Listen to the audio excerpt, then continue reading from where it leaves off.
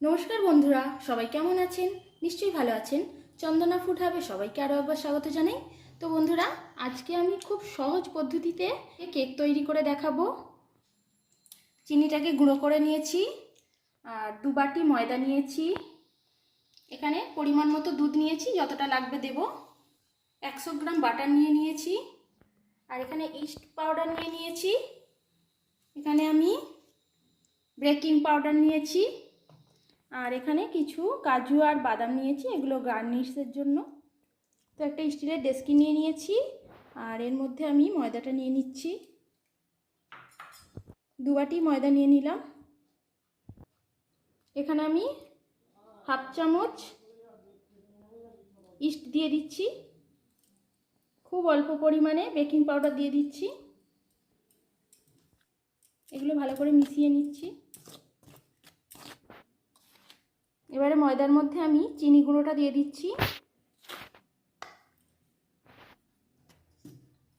মিষ্টিটা আপনারা বুঝে দেবেন, যে যেরকম মিষ্টি পছন্দ করেন সে সেরকম মিষ্টি দেবেন।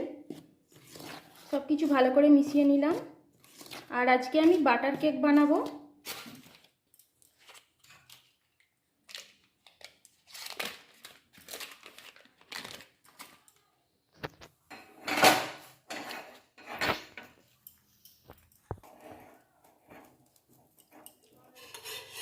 বাটারটা পুরো গলে গেছে, এবারে আমি ওই ময়দার মধ্যে দিয়ে দিচ্ছি।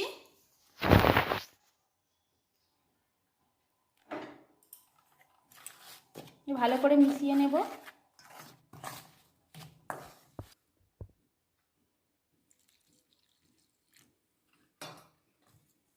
এবারে অল্প অল্প দুধ দিয়ে এটা একটা ভালো ব্যাটার তৈরি করে নেব।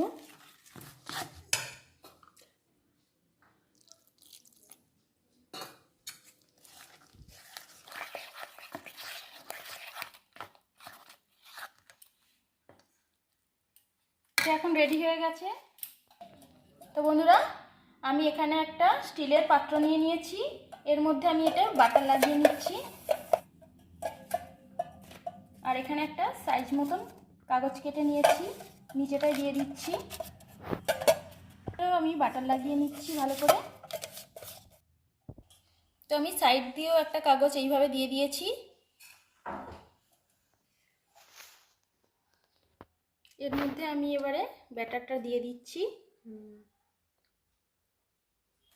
আমি এখানে একটা ডেয়ারি মিল্ক নিয়ে নিয়েছি, এটাকে আমি এখন গলিয়ে নেব, নিয়ে এর ওপর একটু ডিজাইন করে দেব।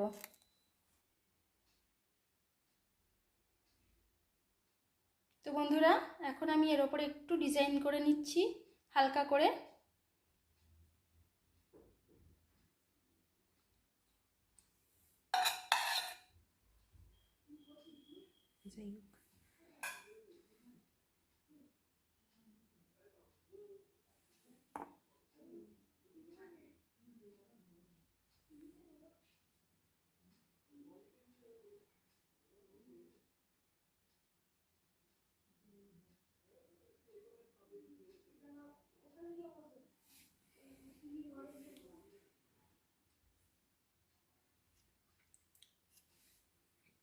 তো কেকটার মধ্যে এইভাবে ডিজাইন করে নিলাম, দেখুন কত সুন্দর দেখতে লাগছে।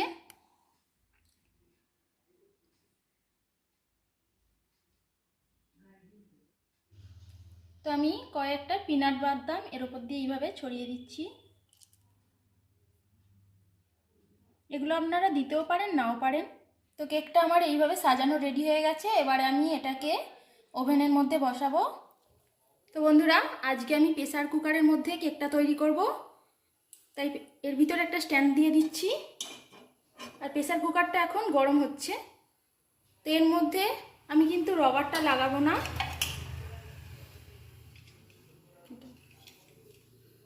এই রবারটা খুলে দেব, আর সিটির এটাও খুলে দেব। প্রেসারটা গরম হয়ে গেছে, আমি এবারে এটা বসিয়ে দিচ্ছি ভিতরে।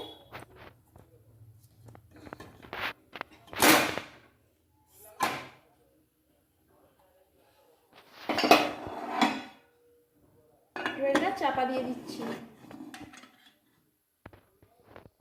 তো বন্ধুরা, 45 মিনিট আমি এইভাবে রেখেছিলাম, এবার আমি খুলে দেখছি।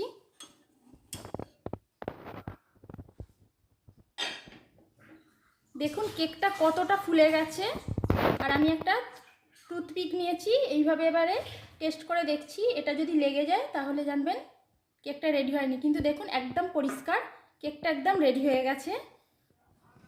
এবার আমি এটা নামিয়ে নিচ্ছি, ঠান্ডা হওয়ার পর আপনাদের দেখাচ্ছি। তো বন্ধুরা, একদমই কম উপকরণ দিয়ে এই কেকটা তৈরি, বাটার কেক। তো আমি এখন কেকটা কেটে আপনাদের দেখাচ্ছি।